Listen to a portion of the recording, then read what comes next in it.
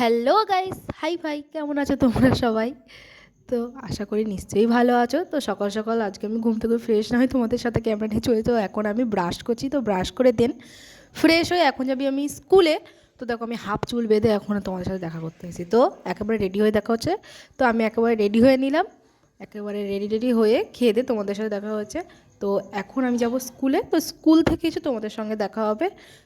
And আমি school থেকে চলে এসেছি প্রায় 1:30টার দিকে, যেহেতু আমি আজকে একটু হাফ টিফিনে চলে এসেছি। তো এসে আমি ভাত খেয়ে নিচ্ছিলাম।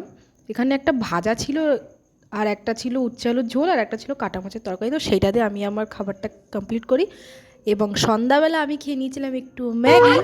ম্যাগি খেয়ে রাত 8:30টার দিকে আমি গেছিলাম একটা জন্মদিন বাড়ি। তো সেখানে একটা ছোট্ট ভাইয়ের জন্মদিনে তোমরা দেখিয়ে নিলে, এবং একটু ঘরোয়া অনুষ্ঠান ছিল, তাই বেশি জন ছিল না, খুব কম লোকই ছিল, একদম আমার পাশের বাড়ি, তাই আমি চলে গেছিলাম তাড়াতাড়ি।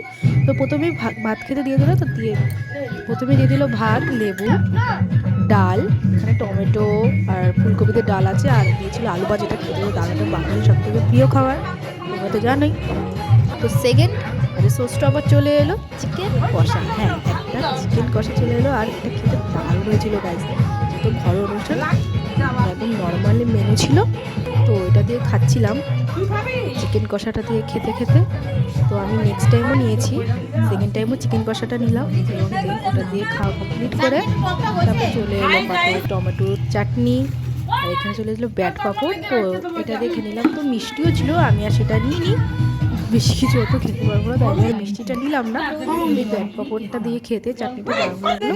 এটা খাওয়া কমপ্লিট করে তারপরে চলে এলো পায়েস আর কেক। তো কেক আর পায়েসটা খেয়ে নিলাম।